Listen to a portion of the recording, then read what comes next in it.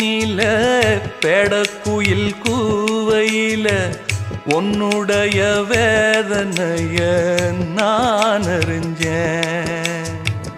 பொங்கலத்தில் மாலையிட ஒன்னிரண்டு தோளத்தொட என்ன தவம் செஞ்சேனோ என் மாமா.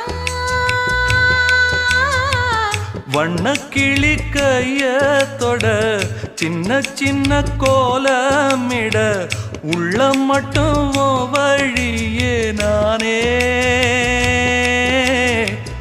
உள்ளம் மட்டும் வழியே நானே.